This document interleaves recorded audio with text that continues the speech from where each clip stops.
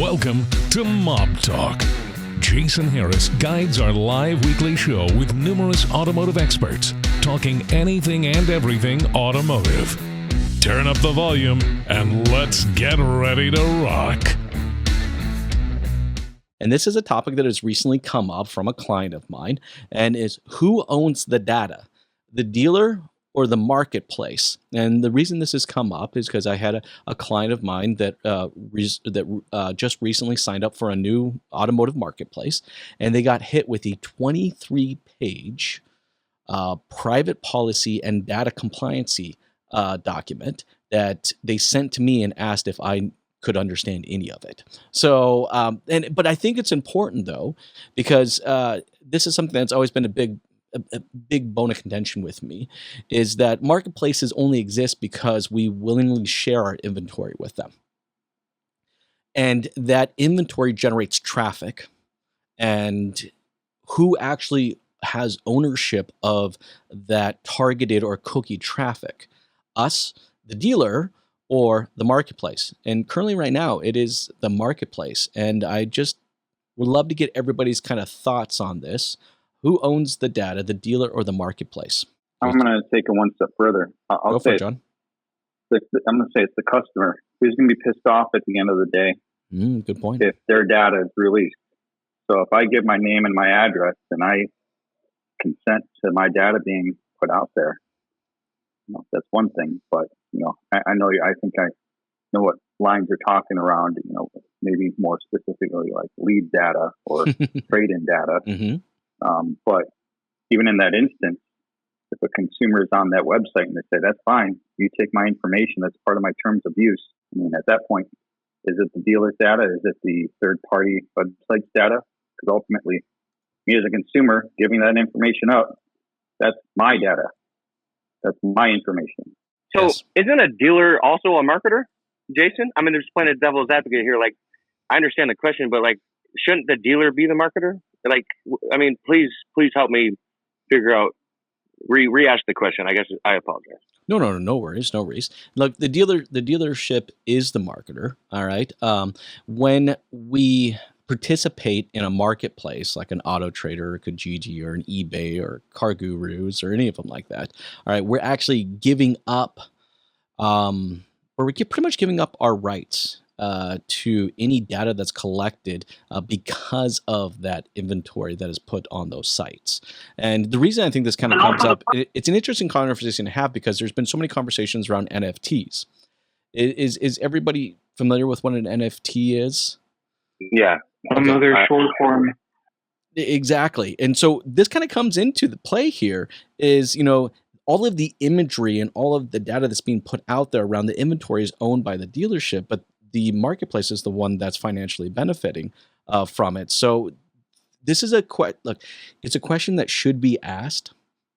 And I'm not saying that necessarily there's a right or wrong answer here. I would just love to kind of get what people's thoughts are around, all of that data that those marketplaces are collecting. Should the marketplace own it, or should it be given back to the dealership? So this is Erwin. I'd like to speak on this. Absolutely. So my background is predominantly in technology, and the terms and service that you mentioned are oftentimes very boilerplate, I'll say. Sure.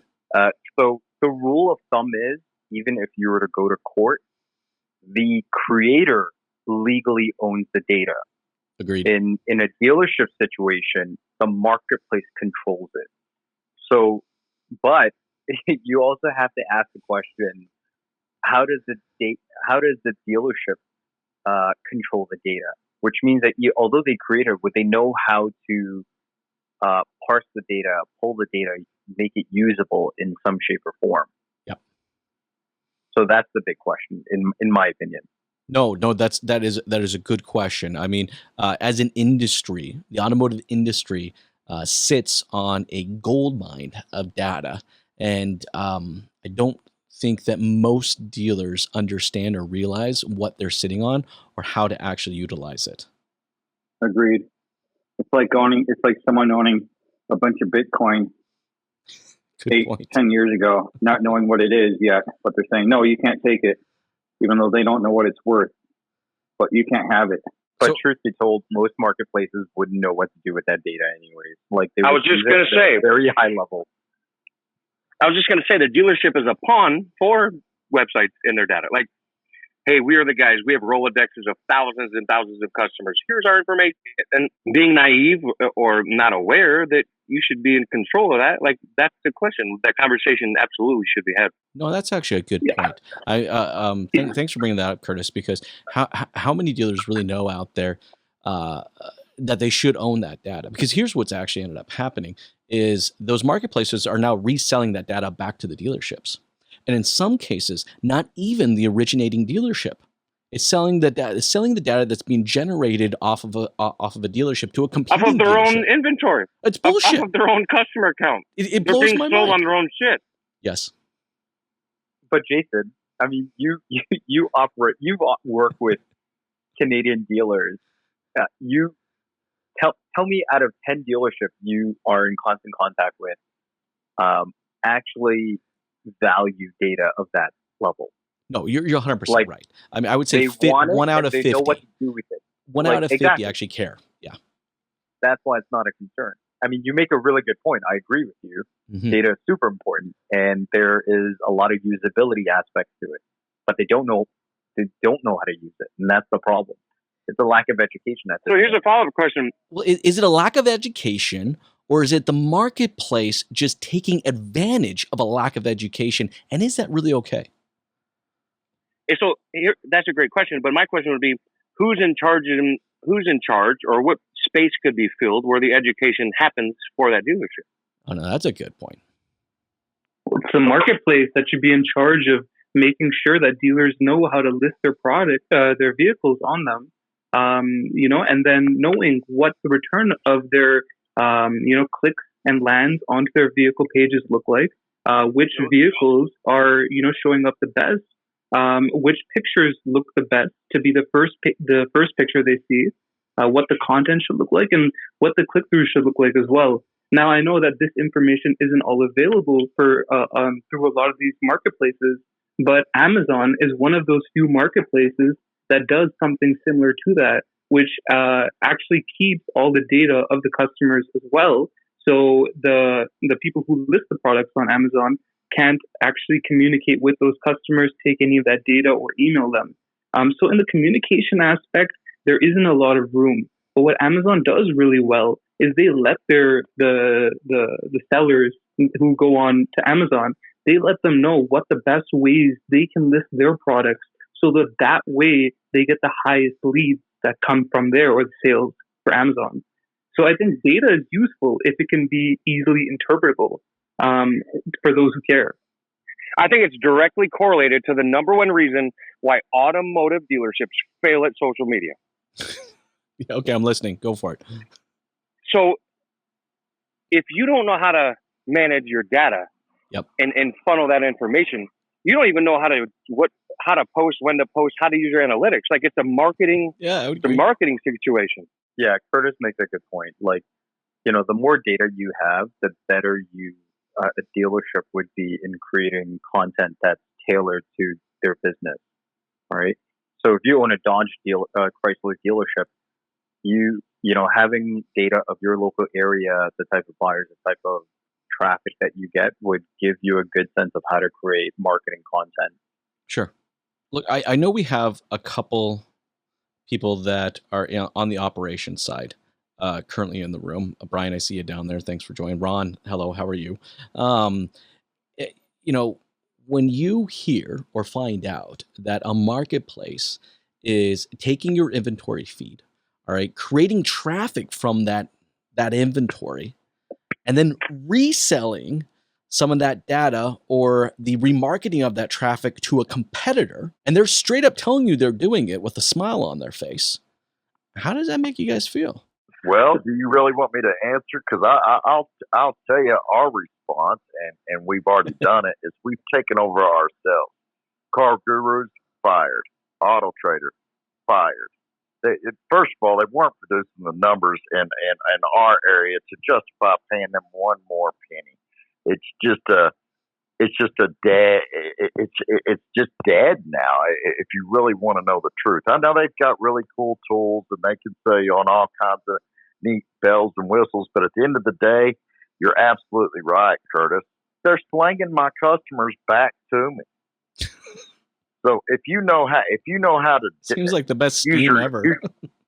So if you know how to use your own data, then you can go reach these customers yourself for pennies on what you're spending on any of these. Now, is Amazon, as they enter this game, going to be a different outlook, a different change of mind, and a different use of that data? Possibly, and that's something we can look at in the future, but I really don't think they have their teeth sunk in heavy enough yet for anybody to answer on them. But for the others, in my opinion, they're dead. Mm-hmm. And there's a lot of our compadres in our area of the world that are singing the same song as our stores, and that is, get me off this. And by the way, when you do get off it, if you ever try to, it's more than a 30-day process before you quit writing checks. Yeah, we don't use them either anymore. And it sounded like we had a deal somewhere up the line, because now we're on what is it? The delivery car place now. Let me think of it. What is it? The one with all the ads. And we have to take the pictures, take the 360. But my used car manager is like, no, we're not going to do that, man. It's true. The third party stuff, no, we got it. That's very true. Thanks, Brian. I think, Jason, I know what specific, at least in Canada, what marketplace and what product you're talking about. And I have to be careful with it, because if I say it out loud, I'll tell you right now, Erwin, and you'll get a kick out of it. I have 2 letters that are framed from their lawyers on my wall right now that are cease and assist about maybe videos I've put out in the past. So, but you know who I'm talking about. Majority, if the other people are listening, probably know who I'm talking about too. Well, I used to work for them, and I actually helped build out the pilot for the products that you talked about. So I definitely know. And you know what? And the goal is like, and I think they know that they have control, because there really isn't any other competitor to build a product similar of that nature. Mm-hmm. There also isn't another competitor that collects as much data as they do. Right? Very true. So really, they have a control. They own the marketplace. That's the reality of it. They own, they know that the dealerships have to do business with them, and that's just the nature of it. And there really isn't too much dealerships can do aside from barking and say, you know what, similar to what Brian said, both Brians, they were like, hey, I'm just going to stop doing business with you altogether. But at how long will you stop doing business with them until you feel that little pinch during that season, like, you know what, I might have to jump back on? Yep. 100%. Well, I could actually answer that. And last month is probably not a real good month, because I think everyone sold cars to spite themselves. But since we have started the process, and we are 6 months into getting rid of all these guys. They were really giving us about a 14 to 16% ROI. Jumping on social media has brought in 7, 8, and 900%. Awesome. It's a new game. COVID advanced the car dealership 10 years into the future, and it did it overnight. Mm-hmm. And these platforms just died with it. Hey guys, so to answer your question, that ROI is no longer worth it. No, look, I agree with you. I think a lot of dealers that are savvy enough to create the attribution models and to look at what these marketplaces are legitimately bringing versus the actual costs that they are. There's a lot of dealers that are walking away from these marketplaces, and if they're smart enough to able to create their own marketplace within their own PMAs. Hey, if you're just joining into the conversation right now, I see a few of you just joined, so thank you, appreciate it. We are currently talking about who owns the data, the dealer or the marketplace? This topic has come up recently because I had a client actually reach out to me and ask me if I can review a certain marketplace's 23-page data policy and explain to them, why does the marketplace say they own my data even though I'm the one paying them? They're not paying me. So I'd love to kind of get your thoughts. Anybody that's recently joined, please feel free to jump in. Hey, what's up, Dusty, Brad, Mike, Eric, Ron? Thanks, guys, for jumping into the conversation. Would anybody like to add to that topic? I think part of this is like we're all grown-ass adults that have apps on our phone Yes. and are part of websites and groups and clubs. And the number one thing you do that you don't even read is you agree to the terms and conditions of this app. Good point. And right now, if I was talking to you, Jason, and I said, Jason, DM me offline, I'll connect with you. Instagram has a feature that tracks any conversations that are happening via Clubhouse. And there's a setting in the privacy to turn that off. And like, we agree to it, but we don't read it. I mean, it's real life. No, actually, that's a great point, Curtis. I mean, as an industry, do we just kind of need to put our big boy pants on and actually read through these other vendors and other marketplaces data policies and disagree? Why are we so quick to sign these agreements when these data policies are really in their favor, not ours? Hey, Jason, this is Eric. Can I jump in on Please. this? Thank you. So you're worried about marketplace having your data, but are you worried about your OEM having your data as well? Oh, now you're opening up another can of worms there. You go, Eric. Good job. Didn't mean to look into Pandora's box, but we do take a lot of pride in keeping our data. But is your data really clean? Yeah. Because you got to share your data usually to clean it, unless you've got somebody in-house that's constantly updating trade-in, sold vehicles, etc. So, there's a lot of what are we really worried that we're going to lose? And trust me, I get it, because they can always use that data against you. Oh, but Eric, you just open up a whole nother can of worms, man. Great point by Eric about clean data, though. 100%. When it comes, this is Harry. Harry, go ahead, jump in, man. Harry, I was going to say I agree on the clean data because that's two of the cars I've traded in over the last few years. I'm still getting the Carfax, and the Carfax is actually telling me where the people that bought these vehicles, where they're getting them, what dealerships they're getting them serviced and the mileage. So it's weird. I'm continuing to get these emails and history of cars I've traded into dealers in the past. And that tells me right there that, the data's not clean. I'll give you a prime example of that just on the Toyota side of things. And a lot of you will be familiar with this. So one of our points is a Toyota dealership in a small 15,000 people town. It's about an hour away from a 200,000 population town that also has a dealership. Well, if we sell a customer a new Toyota, we already are that car. Because they live in that 200,000 mile town, that data is sent to the competitor so they can gain them for service. And vice versa. If someone from our small town goes to the bigger city, buys from them, we can instantly access their data and go after their service business because they live in that vicinity for us. You know what? Good thing you got a new service company, Brian. No kidding. Yeah, I feel like we were overcharged, but we'll see how that goes. If I can get an ROI, Brad, I'm sure. That's funny, dude. I was like throwing Brad underneath the bus there. It happens, Jason. It happens. By the way, I don't know why you are so scared to say Auto Trader sucks.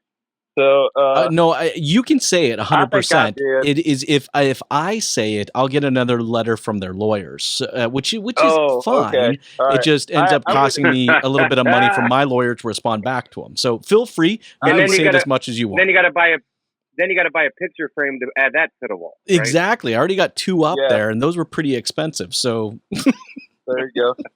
All right. But no, you know what? I actually would like to kind of elaborate a little bit on what the can of worms that Eric was opening up. Uh, because I just recently had a podcast with the former CEO of Ford Canada, and we were talking about connectivity, vehicle connectivity, and when that conversation kind of started, of course, my brain kind of goes into, well, who owns that data? Is it the dealer that is connecting and communicating with that customer, or is it now the OEM? I think anytime I bring up the conversation of data, I think it has to do with like me just flat out looking in the dealers in their face and saying, guys, look, you need to have these conversations. Data is a real thing. It's not a fake thing that we've made up and it's just kind of floats in space. No, it's a real legitimate thing. And your data is worth so much. And if you don't protect it and you don't own it, there's some serious dangers that can come. Thanks for tuning in to Mob Talk. Feel free to like, follow, comment, or get a hold of me with any ideas for new content on future shows. Be sure to check out more amazing automotive content from our Strategy Mob captains and crew at strategymob.com.